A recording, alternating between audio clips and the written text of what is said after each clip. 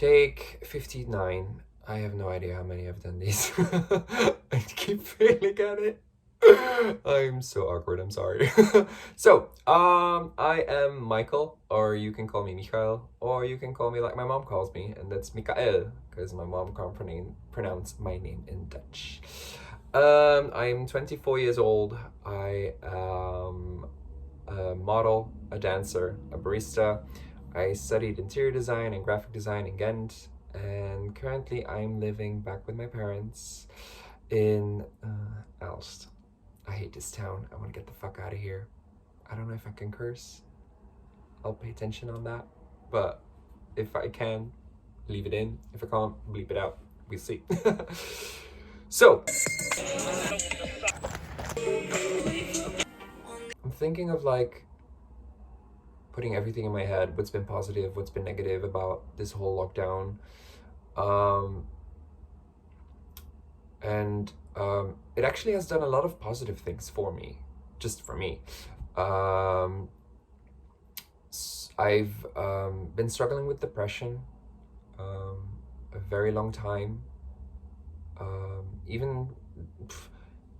It's a long story, but I mean, it's a very typical story. Queer kid growing in a small town, well, small city, very close-minded, conservative, bullied, beaten up, death threats. I've got the whole thing, online bullying, everything. And yeah, once you turn 18, you graduate from high school, you're like, I'm gonna get the fuck out of here, move to a bigger city. And I did. I went to Ghent, started studying there, and then I think it took me 4 years to actually find, discover, and accept who I am, and likewise people like me. So yeah, it took me a while, and then once I got there, I finally felt at home. But then I got this reaction from the other people being like, why are you shutting yourself out of our group? Well, I thought I was being open, but turns out I actually wasn't. I still had my walls up. I still had my self-defense mechanisms from the times that I got bullied. And I realized I don't need those anymore. So why do I still keep my guard up? And it was a lot of childhood trauma that I thought I worked through, but I actually just suppressed it and convinced myself I was actually fine. So that kind of put me into a depression that has been going on for ages. And every time it comes peeping up again, I always think I process it, but I don't. I just convince it, shove it back into that box, close the box, put it in cement, and then just forget about it. But eventually the cement will crack and the issues come back up. So yeah, I think a week before the lockdown was announced, I had a mental breakdown. I was thinking of suicide. I didn't see any positive outcome out of this anymore. So yeah, I collapsed, I broke down. And then a week after, they announced the lockdown. So I was like, yay, great. Because I think for the past 6 months, I really felt my depression coming up again and getting stronger and stronger. So what did I do? Instead of working on it, I just kept myself as busy as I can to keep myself distracted, so I don't have to face my demons. I literally survived on 4 hours of sleep a night because I was doing everything. As a dancer, I was doing shows, doing rehearsals, teaching classes, trainings. As a model, I was doing a lot of shoots and stuff. And then the barista stuff, I just kept saying, yes, yes, yes, yes, yes, put me more shifts, more hours. I can take it, I can take it. I actually couldn't. I'm surprised I could survive for 6 months doing that day in, day out and not having a burnout, but it was literally feeding my depression to a certain point where I was like, I want to kill myself. So yeah, I think this lockdown really came at the right timing because I came to my senses and I'm very thankful of the friends that I have right now who pointed out my issues, because I never realized I actually still had my guards up and stuff. I always knew I was depressed, I just didn't know where it came from. But now I really do. So yeah, I tried a lot of psychologists, but it never worked. So I kind of lost my trust in that. But yeah, it could also come because of I didn't know where it came from, and then now I actually do. So I don't know. I got recommended a good psychologist, and it really worked out. And we've been having a lot of online consultations over the past 2 months, and I've booked a lot of progress.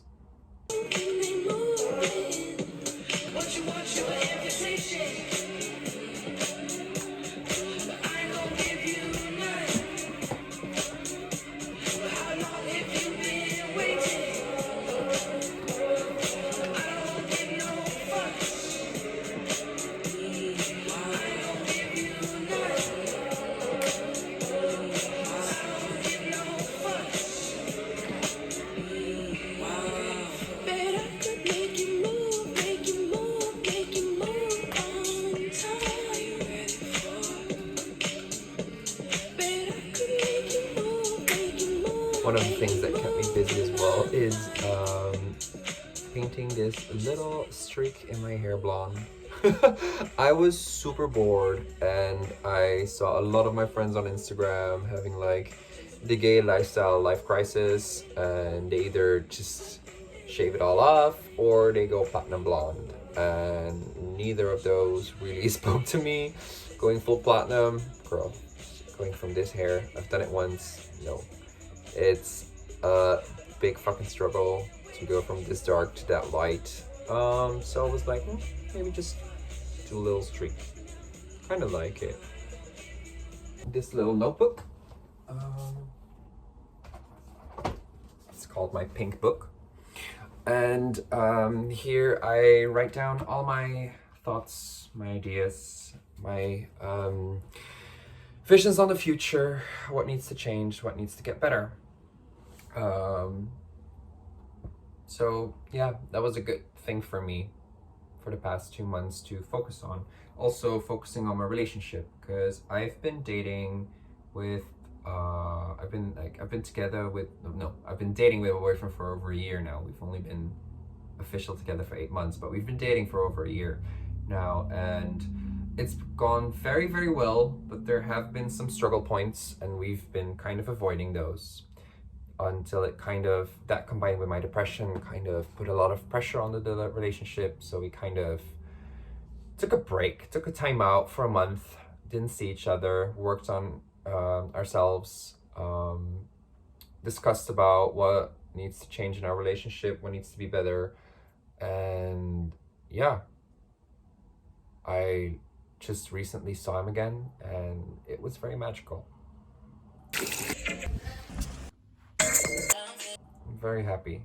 I'm very blessed that after all of these struggles, I kind of found peace again, and happiness within myself, and acceptance. And I've been talking to a lot of my friends as well, online, and they also start seeing a change, noticing a difference, even without, like, I don't even ask about it. They just say it straight to my face, like, you're different, you're changing. I like that. So that's also a good confirmation for myself that I'm on the right path.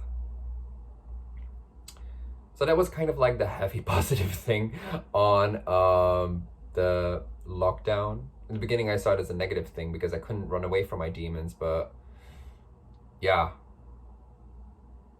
you have to face them at some point. You can't keep running.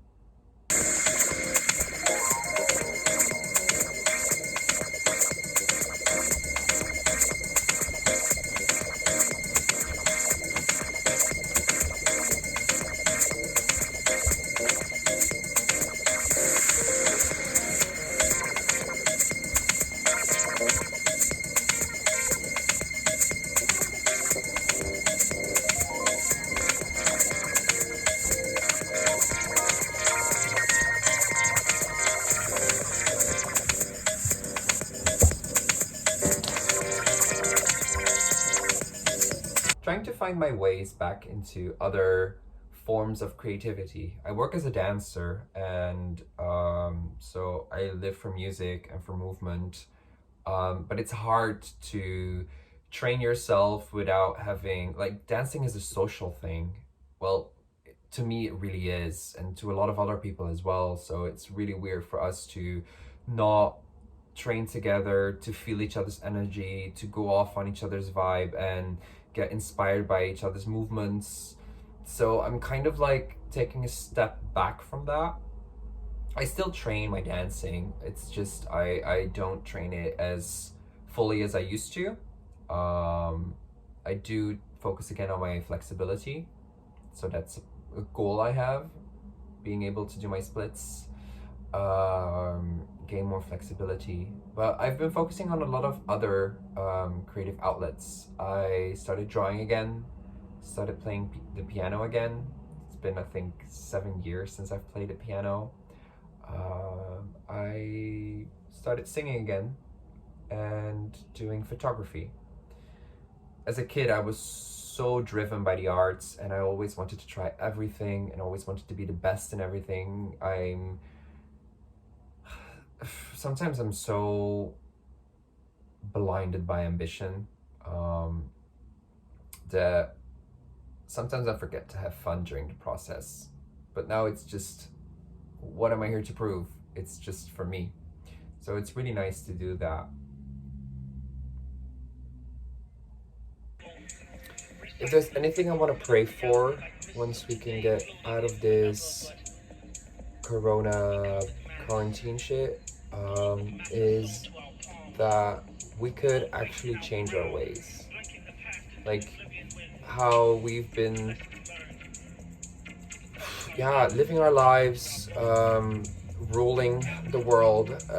Girl, it's a shit show. It needs to change, and I hope people will eventually notice that. Work on our environment, work on social issues, work on racial issues, everything. World needs to change, and I hope people will realize that after all of this. And I really pray for, well, just a little selfish moment for me, but I really hope that I can overcome all my insecurities and my traumas from the past, and that I can finally move on and live my life to the fullest. I posted a picture recently on my Instagram with a quote as saying that as queer people, we don't grow up as ourselves. We hide most of the stuff to avoid humiliation and prejudice, and then it's our task as an adult to actually figure out who we actually are, which pieces of us are actually true, and which pieces we made up and held as a mask to protect ourselves. And I really relate to that because that's really what I'm going through right now. So if there's anything I could tell you right now or teach you, or give any advice on, is be you. Be you no matter what. Don't hide it. Find your tribe. Find people that not only accept you but also understand you. Not people who just tolerate you, but people who lift you up, and they don't necessarily have to go through the same thing, but if there's already some type of ground where you can have like a mutual understanding about a situation, then that can really uplift your spirit. And if that's not, it's okay to be a lone wolf. Most of the time I feel like a lone wolf, but I still have my tribe of other wolves. I don't know if that makes sense, but that's how it works in my brain. Yeah. I don't know if I have anything more to say. I'm in a very happy period in my life right now, and I hope I can continue this happiness once everything is over and we can change our ways.